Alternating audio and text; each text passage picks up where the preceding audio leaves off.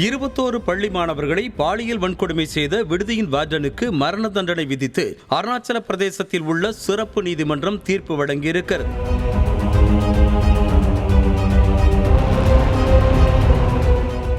கடந்த 2022 நவம்பர் மாதம் அருணாச்சல பிரதேசத்தில் உள்ள ஒரு பள்ளியில் பயின்று வந்த தனது 12 வயது இரட்டை மகள்களை அங்கு வார்டனாக பணியாற்றி வந்த யும்கென் பக்ரா என்ற நபர் பாலியல் வன்கொடுமை செய்ததாக தந்தை புகார் அளித்திருந்தார். இந்த சம்பவம் மாநிலம் முழுவதும் பெரும் அதிர்வலைகளை ஏற்படுத்தியது.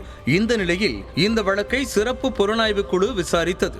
இது குறித்தான குற்றப்பத்திரிகை கடந்த ஆண்டு ஜூலை மாதம் வெளியிடப்பட்டது. அதில் பல திடுக்கிடும் தகவல்கள் வெளிவந்தன.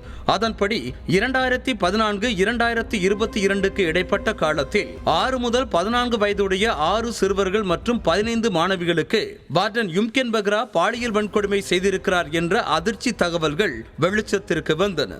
மேலும் குழந்தைகளிடம் அத்துமீறுவதற்கு முன்பாக குழந்தைகளுக்கு வார்டன் போதைப் பொருளை கொடுத்ததும் இதுகுறித்து வெளியில் தெரிவிக்க கூடாது என மிரட்டியதும் விசாரணையில் தெரிய வந்திருக்கிறது. இதனால் வார்டனால் பாதிக்கப்பட்டவர்களில் 6 பேர் தற்கொலைக்கு முயன்றுள்ளனர். இதுகுறித்து பாதிக்கப்பட்ட பிற மாணவ மாணவிகள் அப்பள்ளியின் ஹிந்தி ஆசிரியை மற்றும் தலைமை ஆசிரியரிடம் புகார் தெரிவித்தனர். ஆனால் இதை வெளியே சொன்னால் பள்ளி மீது கலங்கம் ஏற்படும் என்பதற்காக மாணவ மாணவிகளிடம் அமைதியாக இருக்கும்படி கூறியதாக தெரிகிறது.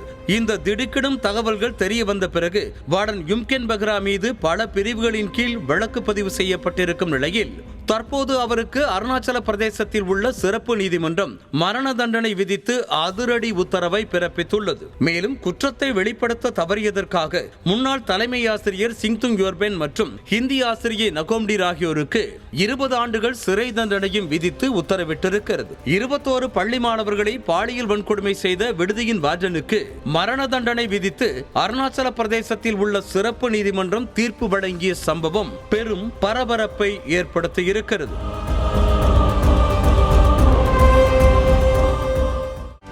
செய்திகளை உடனுக்குடனும் துல்லியமாகவும் தெரிந்து கொள்ள சப்ஸ்கிரைப் பண்ணுங்க.